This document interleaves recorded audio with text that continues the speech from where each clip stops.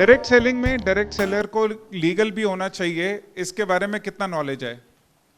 सब कुछ जानते हैं, कुछ जानते हैं या कुछ नहीं जानते? ये थोड़ा सा क्वेश्चन मेरे को चाहिए था क्या कि मैं इस सेशन का स्पीड डिसाइड कर सकूं। डायरेक्ट सेलिंग में लीगल क्या होता है, डायरेक्ट सेलर के लिए क्या रिस्पॉन्सिबिलिटी होता है, हमें कितना पता है? सब कुछ ಡೈರೆಕ್ಟ್ ಸೆಲ್ಲಿಂಗ್ ಅಲ್ಲಿ ಡೈರೆಕ್ಟ್ ಸೆಲ್ಲರ್ ಅಂದ್ರೆ ನೆಟ್ವರ್ಕ್ ಮಾರ್ಕೆಟಿಂಗ್ ನ ಲೀಡರಿನ ರೆಸ್ಪಾನ್ಸಿಬಿಲಿಟಿ ಏನು, ವಾಟ್ ಈಸ್ ದ ರೆಸ್ಪಾನ್ಸಿಬಿಲಿಟಿ, ಮತ್ತೆ ಏನು ಅವನು ತಿಳ್ಕೊಬೇಕಾಗಿರುವಂತಹ ಅತಿ ಅಮೂಲ್ಯವಾದಂತಹ ರೂಲ್ಸ್ ಏನು, ನಿಮಗೇನಾದ್ರೂ ಗೊತ್ತಿದ್ರೆ ಹೇಳಿ ಅಂತ ಹೇಳ್ತಾ ಇದ್ದಾರೆ. 1 2 3 1 सबको आता है? ಇದೆತ್ತಿ आधा सेकंड वाला 50-50, थर्ड सुना हुआ है लेकिन पता नहीं है, थर्ड वाले हैं सारे? ओके, नेक्स्ट करना सर. आपको कुछ आइडिया है कि अगर कोई कंपनी या डायरेक्ट सेलर लीगल नहीं होता तो उसका कितना खर्चा आता है? ಒಬ್ಬ ನೆಟ್ವರ್ಕರ್ ಲೀಗಲ್ ಆಗಿಲ್ಲ ಅಂತಂದು ಹೇಳಿದ್ರೆ ಕಂಪ್ಲೇಂಟ್ ಏನಾದ್ರೂ ಆದ್ರೆ ಅವನ ಮೇಲೆ ಎಷ್ಟು ಖರ್ಚು ಬರುತ್ತೆ ಅನ್ನೋದು ಗೊತ್ತಾ ನಿಮಗೆ ಅಂತ. मेरा पहला क्वेश्चन था कि लीगल होने के लिए क्या खर्चा आता है अगर डायरेक्ट सेलर को होना पड़े या कंपनी को होना पड़े. तो जनरली सबका आइडिया कि अभी नहीं मालूम कितना का आता होगा. किसी को ये मालूम है कि अगर वो लीगल नहीं है तो नुकसान क्या होता है? ನಿಮಗೇನಾದ್ರೂ ಗೊತ್ತಾ, ಅಕಸ್ಮಾತ್ ಕಂಪನಿ ಲೀಗಲ್ ಆಗಿಲ್ಲ ಅಥವಾ ನೀವು ಲೀಗಲ್ ಆಗಿಲ್ಲ ನೆಟ್ವರ್ಕರ್ ಅಂದ್ರೆ ಏನಾದ್ರೂ ಲಾಸ್ ಆಗುತ್ತೆ, ಎಷ್ಟು ಲಾಸ್ ಆಗುತ್ತೆ ಅಂತ ಗೊತ್ತಾ ಅಂತ. इनमें से कोई लोगो देखा है? कौन सा देखा है? बायजूस पता था क्या था? कितना 1000 करोड़ का कंपनी? बात ज्यादा है, सर को पता होगा. $10 बिलियन, मतलब इतने जीरो की मैं ना ही गिने तो अच्छा है. अभी वो कंपनी बंद हो गया. 10 साल पहले कंपनी शुरू होता है, $10 बिलियन, इंडियन रुपीस में कुछ आइडिया नहीं, 1 बिलियन 8000 करोड़ होता है, तो 10 इंटू 8000 80,000 करोड़ हो गया. ओ 20,000 करोड़, ओके, 90,000 करोड़, ओके. तो वो कंपनी बंद हो गया, यानी कि कंपनी इतना बड़ा पहुंचा और वो बंद हो गई.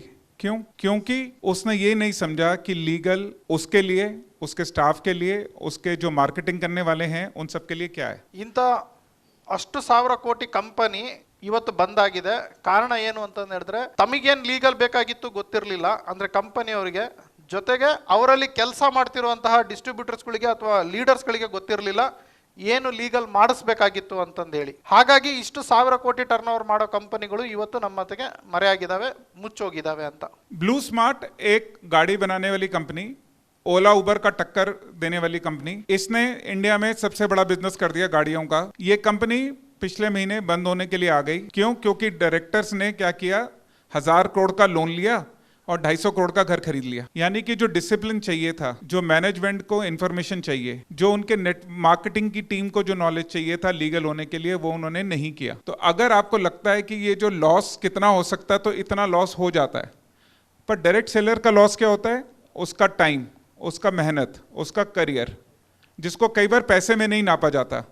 अभी चलता हुआ जहाज 5 साल बाद बंद हो जाए तो उनको लगता है कंपनी तो 100 करोड़ की बंद हुई है, पर वो जो 1 लाख लोग उसमें डिस्ट्रीब्यूटर थे उनका क्या हुआ. इसलिए आज की डेट में मेरा मानना है कि लीगल होना ना एक रोड ब्लॉक नहीं है, एक पत्थर नहीं है, स्पीड ब्रेकर नहीं है, वो एक रोड मैप है कि अगर आप उस पे नहीं चले ना तो कहीं नहीं चलोगे. ಸೊ ಇಂಥ ದೊಡ್ಡ ಕಂಪನಿನೇ ಅವರು ಲೀಗಲ್ ಆಗಿ ಇಲ್ಲದ ಕಾರಣ ಬಂದ್ ಆದಂಥ ಸಂದರ್ಭ ಬಂತು. ನೆಟ್ವರ್ಕರ್ಸ್ ಅವರಿಗೆ, ಡೈರೆಕ್ಟ್ ಸೆಲ್ಲರ್ಸ್ ಅವರಿಗೆ ಹಂಸು ಏನು ಈ ಕಡ್ಡಗಳು ಏನು ಬರ್ತಾ ಇರುತ್ತೆ ಅದು ನಾಟ್ ಪ್ರಾಬ್ಲಮ್. ಅದನ್ನು ನಾವು ಕ್ಲಿಯರ್ ಮಾಡ್ಕೊಂಡ್ರೆ ಸುಗಮವಾಗಿ ನಮ್ಮ ಡೆಸ್ಟಿನಿನ ನಾವು ಮುಟ್ಬೋದು ಅನ್ನೋದು ಅವ್ರ ಉದ್ದೇಶ ಆಗಿದೆ. अच्छा, हम सब लोग कौन है? नेटवर्कर और एक ही शब्द है, कोई और भी है? डायरेक्ट सेलर और MLM leader, MLM leader, 3, okay, हम सारे वही हैं, राइट? क्या सरकार हमें जानती है कि हम कौन है? ಸರ್ಕಾರ ನಮಗೆ ಗುರುತಿಸ್ತಾ ಇದೆನಾ, ಸರ್ಕಾರ ನಮಗೆ ಏನಂತಂದೇಳಿ ಕರಿತಾ ಇದೆ ಅಂತ? क्या सरकार जानती है हम कौन है? ಸರ್ಕಾರಕ್ಕೆ ಏನಾದರೂ ಗೊತ್ತಾ ನಾವು ಯಾರು ಅಂತಂದೇಳಿ? मतलब अब सरकार के पास जाएं विधान सौधा में और कहें कि मैं डायरेक्ट सेलर हूं, मेरा ये प्रॉब्लम है, वो सुनेंगे? ವಿಧಾನಸೌಧದಲ್ಲಿ ಹೋಗಿ ನಾನು ಡೈರೆಕ್ಟ್ ಸೆಲ್ಲರು, ನನಗಿದು ಸಮಸ್ಯೆ ಇದೆ ಅಂದ್ರೆ ಕೇಳ್ತಾರ ವಿಧಾನಸೌಧದಲ್ಲಿ ನಮ್ಮ ಮಾತು? सो समझते हैं सर के घर में सर का फ्रेंड आता है, वो कहता मेरे बेटे को अपने साथ तू काम पे लगा ले, उसको डायरेक्ट सेलिंग अपने साथ करा ले. तो सर को कराना चाहिए, नहीं कराना चाहिए? दोबारा क्वेश्चन समझना.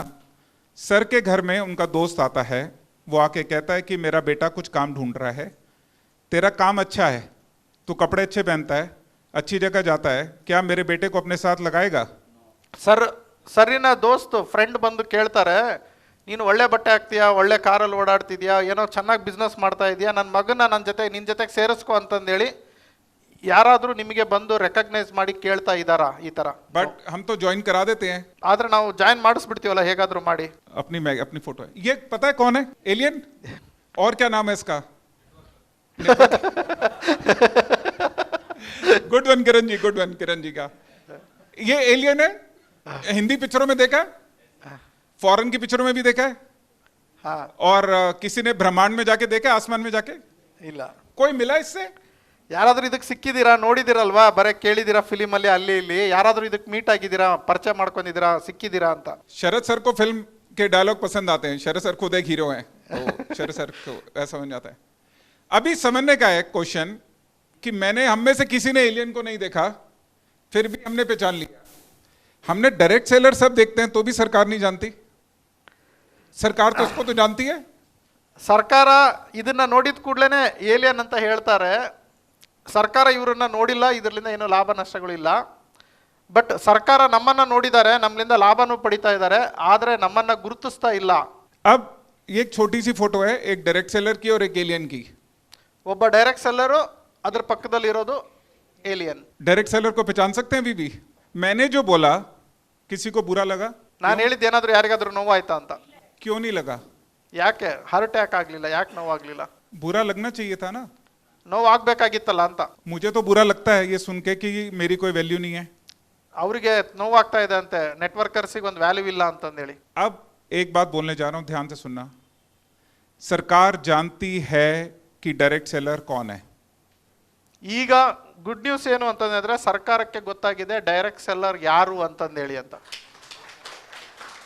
डायरेक्ट सेलिंग लॉ बना ही डायरेक्ट सेलर के लिए है। ಡೈರೆಕ್ಟ್ ಸೆಲ್ಲಿಂಗ್ ಲಾ ಆಗಿರೋದೇ ಡೈರೆಕ್ಟ್ ಸೆಲ್ಲರಿಗೋಸ್ಕರ. डायरेक्ट सेलिंग लॉ कंपनी के लिए या कस्टमर के लिए नहीं है, ये सबसे पहले डायरेक्ट सेलर के लिए बना। ಕಂಪನಿ ಲಾ ಮೊದಲು ಆದ್ಯತೆ ಕೊಟ್ಟಿರೋದು ಡೈರೆಕ್ಟ್ ಸೆಲ್ಲರ್ ಅವರಿಗೆ, ಅಂದ್ರೆ ಲೀಡರ್ಸ್ಗೆ. अगर आपको नहीं पता कि सरकार आपको जानती है तो आप किसी को रिस्पॉन्सिबिलिटी कैसे लेंगे, किसी को ज्वाइन कैसे कराएंगे? आज आप सरकार में जाते हैं और कहते हैं मैं डायरेक्ट सेलर हूं, तो आपकी प्रॉब्लम का सुनवाई है। प्रॉब्लम यह है कि हम ही नहीं मानते कि हमारे को सरकार जानती है। ये चेंज आया 25 साल में, और आज मैं 25 साल से डायरेक्ट सेलिंग किया। जब तक 2021 में ये लॉ नहीं आया तब तक मेरे में और आप में कोई फर्क नहीं था। आज सरकार आपको जानती है। इसका मतलब यह है कि अब आप किसी के पास कॉन्फिडेंटली जा सकते हैं और बोल सकते हैं कि मैं डायरेक्ट सेलिंग करता हूं। ये सबसे बड़ा चेंज आया है पूरे सिस्टम में।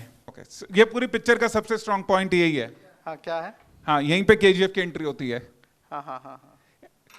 डायरेक्ट सेलर एक लीगल एंटिटी है, सरकार उसको जानती है। ಓಕೆ, ಡೈರೆಕ್ಟ್ ಸೆಲ್ಲರ್ ಏಕ ಲೀಗಲ್ ಎಂಟಿಟಿ ಇದು. ಇದಕ್ಕೆ ಈಗ ಸರ್ಕಾರ ಗುರುತಿಸೋದಕ್ಕೆ ಶುರು ಮಾಡಿದೆ ಅಂತ ಹೇಳ್ತಾ ಇದ್ದಾರೆ. सबको नजर आ रहा है पीछे से? ಎಲ್ಲರೂ ಕಾಣಿಸ್ತಿದೆ. सो नेक्स्ट टाइम आपसे कोई बोले कि आपको कोई नहीं जानता तो कहना कि आपको कोई नहीं जानता, हमें सरकार जानती है। लेकिन नेक्स्ट क्लिक करना। अब वो जानती कैसे है? अब ये भी एक पेपर होना चाहिए हमारे पास, एक कागज होना चाहिए। तो ये कागज ये है जिसमें ये लिखा जाता है कि डायरेक्ट सेलर जो है कंपनी के साथ एक प्रिंसिपल टू प्रिंसिपल एग्रीमेंट करता है।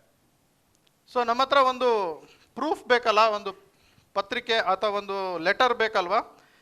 ಅದೇ ಪ್ರಿನ್ಸಿಪಲ್ ಟು ಪ್ರಿನ್ಸಿಪಲ್ ಬೇಸಿಸ್ ಮೇಲೆ ಡೈರೆಕ್ಟ್ ಸೆಲ್ಲರ್ದು ಒಂದು ಅಗ್ರಿಮೆಂಟ್ ಆಗುತ್ತೆ ಅಂತ ಹೇಳ್ತಾ ಇದ್ದಾರೆ. ನೆಕ್ಸ್ಟ್ ಕನ್. ಸೊ ಪ್ರಪಂಚದ ಮೊಟ್ಟ ಮೊದಲ ಕನ್ನಡದ ಮಾಸ ಪತ್ರಿಕೆ ಜಾಹೀರಾತು ಮುಕ್ತ ಹಾಗೂ ಯಾವುದೇ ಕಂಪನಿಯ ಪ್ರಚಾರವಿಲ್ಲದೆ ಕನ್ನಡದ ನೆಟ್ವರ್ಕ್ ಮಾರ್ಕೆಟಿಂಗಿಗೆ ಇಂಡಸ್ಟ್ರಿಗೆ ಸಂಬಂಧಪಟ್ಟಿರುವಂತಹ ಮಾಸ ಪತ್ರಿಕೆ ಕನ್ನಡದಲ್ಲಿ ನಿಮ್ಮ ಮನೆಗೆ ಪ್ರತಿ ತಿಂಗಳು ಬರುತ್ತೆ ಸ್ನೇಹಿತರೆ. ಇದು ಒಂದು ಹೊಸದಾಗಿ ನಾನು ಮಾಡಿದ್ದೇನೆ, ಇದನ್ನ ಎಲ್ಲರೂ ತರಿಸ್ಕೊಳ್ತಾ ಇದ್ದಾರೆ. ನೀವು ಯಾವುದೇ ಕಂಪನಿಯಲ್ಲಿರಿ, ಎಲ್ಲೇ ಇರಿ, ಯಾವುದೇ ಊರಿನಲ್ಲಿರಿ, ಯಾವುದೇ ಕಂಪನಿಯಲ್ಲಿ ನೆಟ್ವರ್ಕ್ ಮಾರ್ಕೆಟಿಂಗ್ ಮಾಡ್ತಾ ಇರಿ.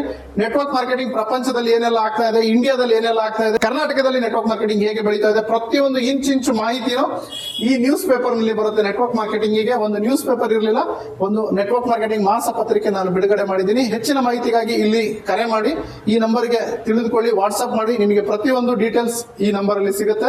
ಇದನ್ನ ಹೇಗೆ ಸಬ್ಸ್ಕ್ರೈಬ್ ಮಾಡಬೇಕು, ಇದನ್ನ ಹೇಗೆ ಅಪ್ಡೇಟ್ ಮಾಡ್ಕೋಬೇಕು, ಪ್ರತಿಯೊಂದನ್ನು ಹೇಳ್ಕೊಡ್ತೀನಿ. ಯಾಕಂದ್ರೆ ಈ ಮಾಸ ಪತ್ರಿಕೆಯಿಂದ ನಿಮಗೆ ಬಹಳಷ್ಟು ಲಾಭಗಳುಂಟು. ಒಂದೇದೇನಂದ್ರೆ ಅಪ್ಡೇಟ್ಸ್ ತಿಳ್ಕೋಬಹುದು ನೆಟ್ವರ್ಕ್ ಮಾರ್ಕೆಟಿಂಗ್ ಅಲ್ಲಿ. ಎರಡನೇದು, ನೀವು ನೆಟ್ವರ್ಕ್ ಮಾರ್ಕೆಟಿಂಗ್ ಅಲ್ಲಿ ಹೆಚ್ಚಿನ ಅವಕಾಶವನ್ನು ಪಡಿಬಹುದು, ಬೆಳಿಬಹುದು, ಇನ್ನು ಹೆಚ್ಚು ಹಣವನ್ನು ಗಳಿಸಬಹುದು. ಮೂರನೇದು, ನೆಟ್ವರ್ಕ್ ಮಾರ್ಕೆಟಿಂಗ್ ನಲ್ಲಿ ನಡೀತಿರುವ ಮೋಸ ಅನ್ಯಾಯದ ವಿರುದ್ಧ ಏನೆಲ್ಲ ನಡೀತಾ ಇದೆ ಈ ಮಾಸಪತ್ರಿಕೆಯಲ್ಲಿ ಇರುತ್ತದೆ. ನಾಲ್ಕನೇದಾಗಿ, ನೆಟ್ವರ್ಕ್ ಮಾರ್ಕೆಟಿಂಗ್ ಅಲ್ಲಿ ಅವಾಗವಾಗ ಜನರು ನೆಗೆಟಿವ್ ಆಗ್ತಾ ಇರ್ತಾರೆ. ಆ ನೆಗೆಟಿವ್ ಆಗ್ಲಿಲ್ದಂಗೆ ಇರಬೇಕು ಅಂದ್ರೆ ಈ ಮಾಸಪತ್ರಿಕೆ ಹೆಲ್ಪ್ ಮಾಡುತ್ತೆ. ಪ್ರತಿ ತಿಂಗಳು ಅವ್ರ ಮನೆಗೆ ಹೋಗೋದ್ರಿಂದ ಅವ್ರು ಮತ್ತೆ ಅದನ್ನೇ ಆಕ್ಟಿವೇಟ್ ಆಗಿ ಕೆಲಸ ಮಾಡೋದ್ರಲ್ಲಿ ಯೂಸ್ ಆಗುತ್ತೆ. ನೀವೆಲ್ಲ ಯಾರೆಲ್ಲ ಅಪ್ಲಯನ್ಸ್ ಇದ್ದೀರಿ, ಯಾರೆಲ್ಲ ತಂಡ ಕಟ್ಟಿದ್ದೀರಿ, ಎಲ್ಲರಿಗೂ ಇದನ್ನ ಸಬ್ಸ್ಕ್ರೈಬ್ ಮಾಡಿಸಿ. ಯಾಕಂದ್ರೆ ಇದು ಯಾವ ಕಂಪನಿ ಪರವಾಗಿ ಇರೋದಿಲ್ಲ, ಹಾಗೂ ಯಾವ ಲೀಡರಿನ ಪ್ರಚಾರನೂ ಈ ಮಾಸಪತ್ರಿಕೆಯಲ್ಲಿ ಇರಲ್ಲ, ಯಾವ ಅಡ್ವರ್ಟೈಸ್ಮೆಂಟ್ ಇರೋದಿಲ್ಲ. ಇದು ಟೋಟಲಿ ಜಾಹೀರಾತು ಮುಕ್ತ ಮಾಸಪತ್ರಿಕೆ ಆಗಿರುತ್ತೆ. ಸೊ ಟೋಟಲಿ ಜಾಹೀರಾತು ಮುಕ್ತ ಆಗಿರುತ್ತೆ. ಇದರಲ್ಲಿ ಯಾವುದೇ ಕಂಪನಿಯ ಪ್ರಚಾರ, ಯಾವುದೇ ಅಡ್ವರ್ಟೈಸ್ಮೆಂಟ್ ಇರೋದಿಲ್ಲ. 100% ಔಟ್ ಆಫ್ ಔಟ್ ಒಳ್ಳೆ ಇನ್ಫಾರ್ಮೇಶನ್ ಇರುತ್ತೆ, ಮೋಟಿವೇಶನ್ ಸ್ಟೋರೀಸ್ ಇರುತ್ತೆ, direct selling rules and regulation ಬಗ್ಗೆ ಮಾತನಾಡ್ತೀವಿ. ಹಾಗೂ ಡೈರೆಕ್ಟ್ ಸೆಲ್ಲಿಂಗ್ ಇಂಡಸ್ಟ್ರಿ ಪ್ರಪಂಚದಲ್ಲಿ ಏನೇನೆಲ್ಲ ನಡೀತಾ ಇದೆ, ಈ ತಿಂಗಳಲ್ಲಿ ಏನಾಯ್ತು, ಮುಂದಿನ ತಿಂಗಳಲ್ಲಿ ಏನಾಗುತ್ತೆ, ಈ ರೀತಿಯಾದಂತಹ ಇನ್ಫಾರ್ಮೇಶನ್ ಗಳನ್ನ ಈ ಮಾಸಪತ್ರಿಕೆಯಲ್ಲಿ ಬಿಡುಗಡೆ ಮಾಡ್ತೀವಿ. ಇದು ಕನ್ನಡದಲ್ಲಿರುತ್ತೆ. ಇದು ನಿಮ್ಮ ಮನೆ ಅಡ್ರೆಸ್ ಕೊಟ್ಟು ನೀವು ಸಬ್ಸ್ಕ್ರೈಬ್ ಆದ್ರೆ ನಿಮ್ಮ ಮನೆ ಬಾಗಿಲಿಗೆ ಪ್ರತಿ ತಿಂಗಳು ಬರುತ್ತೆ ಸ್ನೇಹಿತರೆ. ತುಂಬಾ ಕಡಿಮೆ ಶುಲ್ಕವನ್ನು ಇಟ್ಟಿದ್ದೀವಿ, ತುಂಬಾ ಕಡಿಮೆ ಅಮೌಂಟ್ ಅಲ್ಲಿ ನಿಮಗೆ ಈ ಪತ್ರಿಕೆ ಮನೆಗೆ ತಲುಪುತ್ತೆ. Thank you very much. ಈ ಕೂಡಲೇ ಸಬ್ಸ್ಕ್ರೈಬ್ ಆಗಲಿ, ಮತ್ತೆ ಈ ವಿಡಿಯೋನ ಎಲ್ಲರಿಗೂ ಶೇರ್ ಮಾಡಿ, ಹಂಚಿ. ಈ ಇನ್ಫಾರ್ಮೇಶನ್ ಎಲ್ಲರಿಗೂ ಹಂಚಬೇಕು, ಯಾಕಂದ್ರೆ ನಾವೆಲ್ಲ ಒಂದಾಗಬೇಕು ಸ್ನೇಹಿತರೆ. ನೆಟ್ವರ್ಕ್ ಮಾರ್ಕೆಟಿಂಗ್ ನಲ್ಲಿ ಬಹಳಷ್ಟು ಜನ ಬೆಳಿಬೇಕು ಅಂತ ಆಸೆ ಪಡ್ತಾರೆ, ಬಟ್ ಯಾವುದೇ ಪುಸ್ತಕಗಳನ್ನು ಓದೋದಿಲ್ಲ. ಹಾಗಾಗಿ ಕನ್ನಡದಲ್ಲಿ ಮೊದಲ ಬಾರಿಗೆ ನೆಟ್ವರ್ಕ್ ಮಾರ್ಕೆಟಿಂಗ್ ಜ್ಞಾನ ಭಂಡಾರ ಅನ್ನೋ ಪುಸ್ತಕ ಬರೆದಿದ್ದೇನೆ. ಇದು 3 ಭಾಗದಲ್ಲಿರುತ್ತೆ, ಭಾಗ 1, ಭಾಗ 2, ಭಾಗ 3. ಸೊ ಬಿಗಿನರ್ಸ್ ಹೇಗಿರಬೇಕು, ಟೀಮ್ ಅನ್ನು ಹೇಗೆ ಕಟ್ಟಬೇಕು, ತದನಂತರ ಟೀಮ್ನಿಂದ ಹೇಗೆ ರಿಟೈರ್ಡ್ ಆಗಬೇಕು, ನೆಟ್ವರ್ಕ್ ಮಾರ್ಕೆಟಿಂಗ್ ನಲ್ಲಿ ನಡೀತಿರುವಂತಹ ಮೋಸದ ಕಂಪನಿಗಳು ಯಾವ್ಯಾವ ಇದಾವೆ, ಹಾಗೂ ನೆಟ್ವರ್ಕ್ ಮಾರ್ಕೆಟಿಂಗ್ ನಲ್ಲಿ ಹೊರಡಿಸಿರುವಂತಹ ರೂಲ್ಸ್ ಅಂಡ್ ರೆಗ್ಯುಲೇಷನ್ ಕನ್ನಡದಲ್ಲಿ ಅನುವಾದ ಮಾಡಿ ಈ ಪುಸ್ತಕದಲ್ಲಿ ಬರೆಯಲಾಗಿದೆ. ಇದು ತುಂಬಾನೇ ಮಾನ್ಯತೆ ಪಡೆದಿದೆ. ತುಂಬಾ ಜನ ಇದನ್ನ ಓದ್ಬಿಟ್ಟು ತುಂಬಾ ಇನ್ಕಮ್ ಅನ್ನ ಗಳಿಸ್ತಾ ಇದ್ದಾರೆ. ನೀವು ಕೂಡ ಈಗಲೇ ಈ ಪುಸ್ತಕವನ್ನು ಖರೀದಿ ಮಾಡಿ, ಈ ನಂಬರ್ಗೆ ಕರೆ ಮಾಡಿ, ಈ ಪುಸ್ತಕದ ಬೆಲೆ ಎಲ್ಲ ತಿಳ್ಕೊಳ್ಳಿ. ಹಾಗೂ ಈ ಪುಸ್ತಕ ಆರ್ಡರ್ ಮಾಡಿದ್ರೆ ನಿಮ್ಮ ಮನೆಗೆ ಹೋಮ್ ಡೆಲಿವರಿ ಆಗಿದೆ. ಹಾಗೆ ನೆಟ್ವರ್ಕ್ ಮಾರ್ಕೆಟಿಂಗ್ ನಲ್ಲಿ ನೀವು ಹೇಗೆ ದೊಡ್ಡ ತಂಡವನ್ನು ಕಟ್ಟಬಹುದು, ಇನ್ವಿಟೇಷನ್ ಟಿಪ್ಸ್ ಆಗಿರ್ಬೋದು, ಫಾಲೋ ಅಪ್ ಟಿಪ್ಸ್ ಆಗಿರ್ಬೋದು, ಪ್ರೆಸೆಂಟೇಷನ್ ಯಾವ ರೀತಿ ಕೊಡಬೇಕು, ಕ್ಲೋಸಿಂಗ್ ಯಾವ ರೀತಿ ಮಾಡಬೇಕು, ಪ್ರತಿಯೊಂದನ್ನು ಈ ಪುಸ್ತಕದಲ್ಲಿ ಕನ್ನಡದಲ್ಲಿ ಇಂಚಾಗಿ ಬರೆಯಲಾಗಿದೆ. ಇದನ್ನು ಬರೆದಿರೋದು ನಾನು, ನಿಮ್ಮ ಪ್ರೀತಿಯ MLM ಶರತ್. ತುಂಬ ಈ ಪುಸ್ತಕದ ಬೇಡಿಕೆ ಇದೆ. ಆಲ್ರೆಡಿ 5-6 ವರ್ಷದಿಂದ ಈ ಪುಸ್ತಕ ತುಂಬ ಜನ ಓದ್ತಾ ಇದ್ದಾರೆ, ತುಂಬ ಎತ್ತರಕ್ಕೆ ಬೆಳೆದಿದ್ದಾರೆ. ಈ ಕೂಡಲೇ ಈ ಪುಸ್ತಕ ನೀವು ಕರೆಸ್ಕೊಳ್ಳಿ. ಹೆಚ್ಚಿನ ಮಾಹಿತಿಗೆ ನಂಬರಿಗೆ ಕರೆ ಮಾಡಿ, ವಾಟ್ಸಪ್ ಮಾಡಿ, ನಿಮ್ಮ ಮನೆಗೆ ಈ ಪುಸ್ತಕವನ್ನು ತರಿಸ್ಕೊಡಿ. ಒಂದು ಸಲ ಈ ಪುಸ್ತಕನ ಓದಿ ಈ ಪುಸ್ತಕದ ಬೆಲೆ ಏನು ಅಂತ ಗೊತ್ತಾಗುತ್ತೆ. ಯಾಕಂದರೆ ಅಂಬೇಡ್ಕರ್ ಅವರು ಹೇಳಿದ್ದಾರೆ, ಯಾರು ಪುಸ್ತಕವನ್ನು ಓದ್ತಾರೆ ಅವರೇ ಪ್ರಪಂಚವನ್ನು ಆಳ್ತಾರೆ ಅಂತಂದೇಳಿ.